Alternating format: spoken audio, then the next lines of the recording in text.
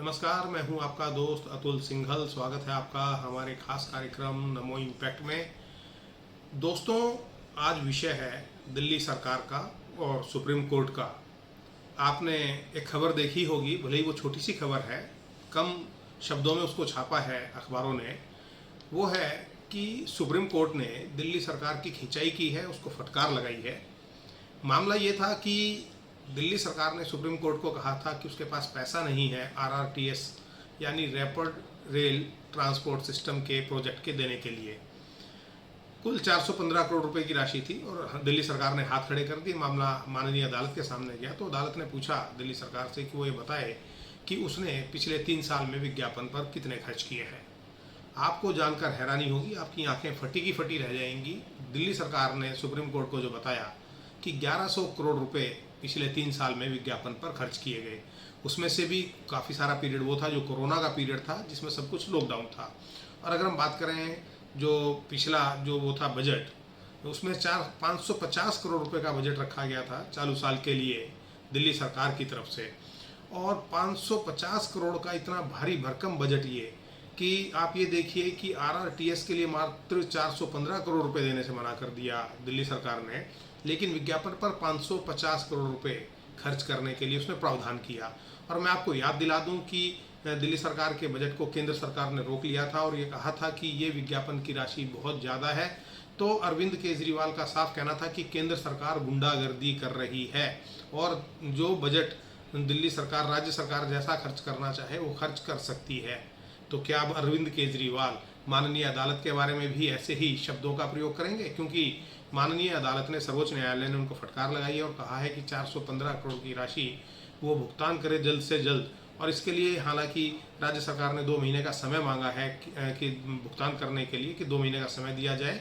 लेकिन अगर आप इसको और गहराई में इसको सोचेंगे तो आप पाएंगे कि 550 करोड़ रुपए एक साल के लिए, कोरोना काल का मिलाकर और पिछले 3 साल में 1100 करोड़ खर्च किए गए हैं और दिल्ली सरकार को 9 साल अब सत्ता में हो जाएंगे। अगर इसको आप अनुपातिक आधार पर कर दिया जाए तो 3300 करोड़, 3300 से 3500 करोड़ का खर्चा दिल्ली सरकार ने किया है इसके ऊपर। और ये अपने आप में एक बहुत बड़ा विषय है जो मैं आपको बताने जा रहा हूँ। 3500 करोड़ रुपए कम नहीं होते हैं। इसके अंदर कितने योजनाएं हो सकती थी, विकास की योजनाएं हो सकती थी, उन सबको धता बता दिया गया।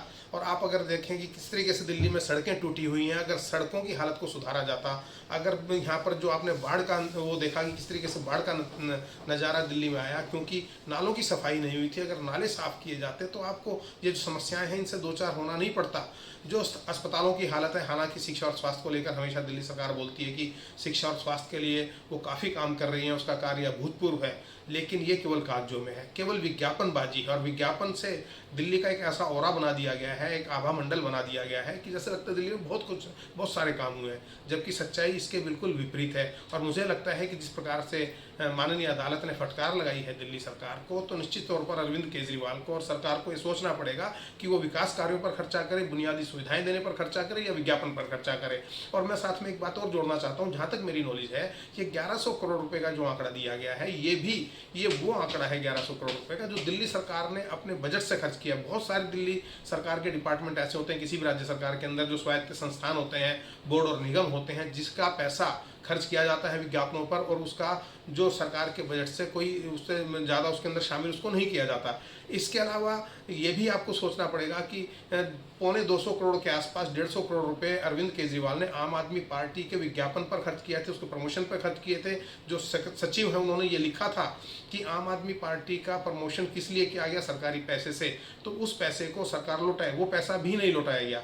इससे पहले भी माननीय अदालत ने एक बार कहा था कि ये जो विज्ञापन है इसके ऊपर केवल मुख्यमंत्री की फोटो लगेगी। पहले दिल्ली सरकार के हर मंत्री विज्ञापन देते, छोटे छोटे फोटो लगा के छोटे छोटे काम के विज्ञापन दिए जाते थे। और आपके जो मेहनत की कमाई है, आपको हैरानी होगी किस प्रकार से इसको लुटाया गया, आपकी मेहनत की कमाई को कितनी बेहयाई से और बेदर्दी से इस पैसे का इस्तेमाल किया गया, जो ऐसा नहीं होना चाहिए। और साथ में मैं आपको उदाहरण देना चाहूँगा उड़ीसा का। उड़ीसा की हमने खबर देखी कि 57,000 कर्मचारियों को नियमित किया है वहाँ के मुख्यमंत्री नवीन पटनायक ने, और एक अच्छी सरकार के अंदर नवीन पटनायक की सरकार को गिना जाता है। उसमें किसी प्रकार से भी विज्ञापनबाजी पर खर्च नहीं किया जाता।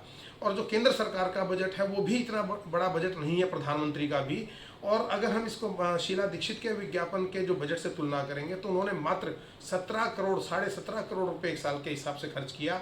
उन्होंने 5 साल के कार्यकाल में 2000 जो उनका 13 तक का कार्यकाल था, 8 से 13 तक का, उसमें मात्र उन्होंने 67-68 करोड़ रुपए खर्च किए थे। और यहाँ पर केवल एक साल का 550 करोड़ का बजट, और अगर 8-9 साल का करें तो 3000 से 4000 करोड़ का बजट। तो ये अपने आप में बहुत ही ज़्यादा शर्मनाक है। और आप इस बात को सोचेंगे, समझेंगे, और मुझे लगता है कि शायद अरविंद केजरीवाल को अदालत की फटकार के बाद कुछ समझ आएगी और वो ये ध्यान देंगे कि इस प्रकार से बजट पर पैसा बर्बाद करना जो जनता की गाढ़ी कमाई का है वो उचित नहीं है। उस पैसे को विकास कार्यों में लगाया जाए तो ज़्यादा बेहतर होगा। नमो इम्पैक्ट में आज इतना ही। अगले कार्यक्रम में आपसे फिर मिलूंगा और किसी नए मुद्दे के साथ। तब तक के लिए दीजिएगा इजाज़त। नमस्कार।